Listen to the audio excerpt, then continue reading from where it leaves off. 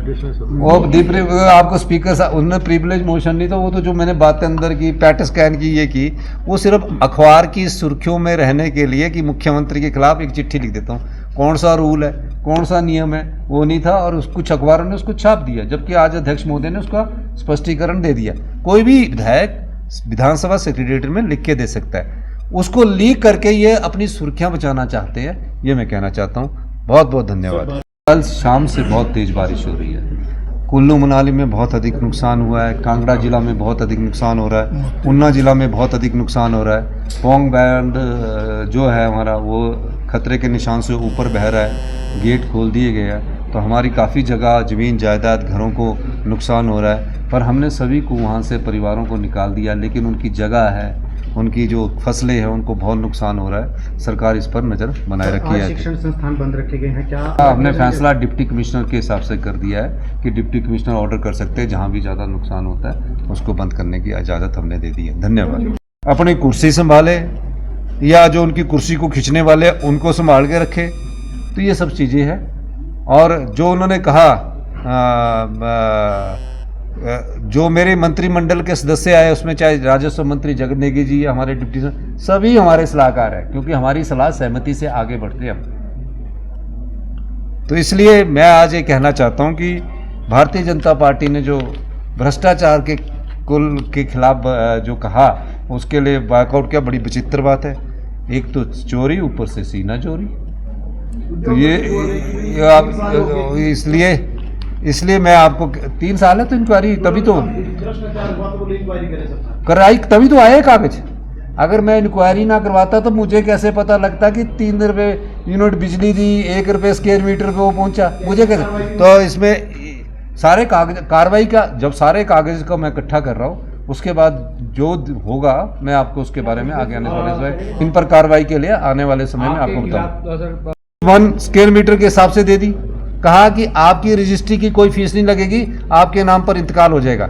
ये 100% stamp duty का मतलब है कि पूरी तरह से आपकी कोई, जैसे आप फ्लैट खरीदने जाते हैं ना आपकी रजिस्ट्रेशन फीस लगती है 8%, इनको कोई फीस नहीं लगेगी, मुफ्त में मिल गया और स्टैंप ड्यूटी भी मिल गई। 3 रुपये यूनिट के हिसाब से इनको भी जगह मिल गई। क्या कहा गया कि हम उद्योग लगाना चाहते हैं, वैसे उद्योग जिससे 1% GST नहीं आ रहा है। फिर आया इंडो फार्म, इसको भी इन्होंने 30 एकड़ जगह दे दी 1 रुपये के हिसाब से, सेम नियमों में। और मैं आपको बताना चाहता हूं सरकार ने इसको बड़ी गंभीरता से लिया, सरकार हर पहलू की जांच कर रही है। मैं दावे के साथ कह सकता हूं जो इसमें गोलमाल हुआ है ना, घोटाला हुआ है, जो भी इसमें घोटाला हुआ है उसकी जानकारी हम प्राप्त कर रहे हैं, और कितनी स्टैंप ड्यूटी का नुकसान हुआ आने वाले समय में हम उसका भी आपको जानकारी देंगे। नाम क्या दिया? Customize package. ऐसा होता है जिस प्रदेश की संपदा को लुटा दिया जाए, जिस प्रदेश में कानून के आड़ में भ्रष्टाचार किया जाए, ये पिछले समय 2021-22 में पूर्व उद्योग मंत्री जी के द्वारा प्रोजेक्ट लाए गए थे। अभी तो ये शुरुआत है, और भी कई चीजें अभी हम आने वाले समय में लाएंगे। हम उन सब बातों पर विचार कर रहे हैं जहां भारतीय जनता पार्टी की सरकार द्वारा जो पूर्व में ये सवाल क्यों पूछा गया था, सवाल क्यों पूछा गया था, पूछा अच्छी बात थी, लेकिन आज इन बातों का जवाब हिमाचल प्रदेश की जनता को देना पड़ेगा। और जो हिमाचल के युवा साथी प्लॉट ले रहे हैं बद्दी नालागढ़ में, वो बताना चाहता हूँ उन्हें 4000 रुपया स्क्वायर फीट के हिसाब से प्लॉट अपनी फैक्ट्री लगाने के लिए 4000 रुपया स्क्वायर फीट के हिसाब से, पर फीट के हिसाब से पैसे ले रहे हैं।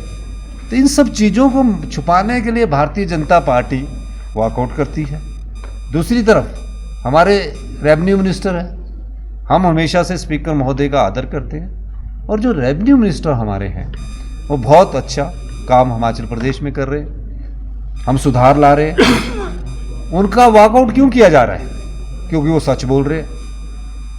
अब ये उनको ये पता नहीं कि कलयुग में इतना ज़्यादा सच बोलोगे तो आप पर कई प्रकार के लड़ने को आएंगे, तो चुनौतियों का सामना करना पड़ता है। लेकिन मैं कह सकता हूं आज कि ये जो कांग्रेस के विधायक सवाल राजस्व मंत्री से पूछ रहे हैं, उनके सवालों का मैं अध्यक्ष महोदय से बोलूँगा कि इन सवालों पर भी आप गौर कीजिए, हम उनसे पूछना चाहते हैं। बीजेपी वालों ने वॉकआउट करता रहे। सर पिछले कल हंसराज जी ने सवाल पूछ, मैं बोल रहा हूँ 5 गुटों में बटे है ना। अब जयराम ठाकुर जी बेचारे ये है कि वो किस्तनों को संभाले, उनकी 1 घंटे में 3 बहिष्कार होंगे तो मैं क्या कह सकता हूँ। और वो इस बात का प्रतीक है कि विपक्ष पूरी तरह से कंफ्यूज्ड है, परेशान है। और परेशानी की वजह महज विपक्ष के नेता नहीं है, जो उनके 5 ग्रुप है, 5 गुटों में बटी बीजेपी है, वो सब अपना अपना पक्ष रखना चाहते हैं। इसलिए चाहते हैं कि कहीं उनकी शिकायत जो हमारे यहाँ से गए हैं कहीं दिल्ली में नड्डा जी के पास ना लगा दें। इसलिए वो अपना पक्ष रखते हैं और बड़ी ज़ोर ज़ोर से बोलते हैं। मैं ये कहना चाहूँगा, आज पूर्व उद्योग मंत्री ने एक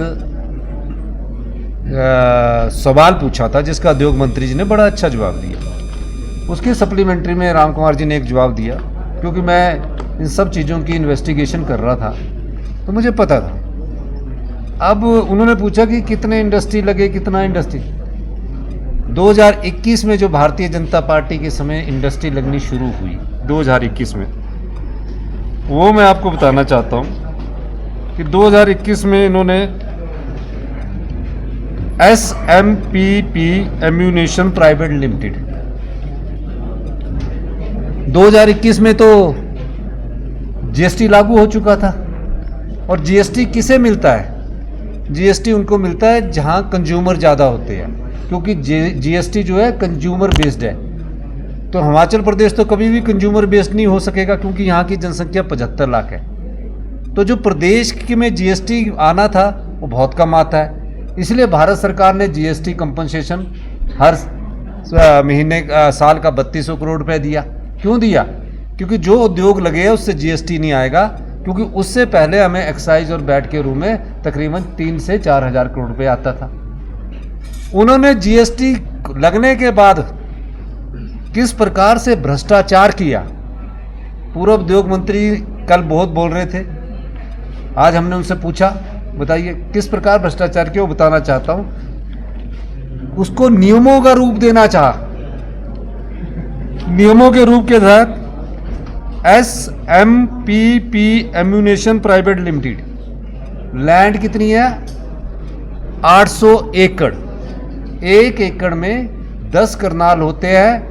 1 एकड़ में आपके 5 बीघे होते हैं। 1 एकड़ में 5 बीघे, 5000 बीघा जगह दे दी इन्होंने 1 रुपये स्क्वायर मीटर के हिसाब से, 1 रुपये स्क्वायर मीटर के साथ। और क्या कहा कि हम 1 रुपये स्क्वायर मीटर के हिसाब से आपको जगह देते हैं।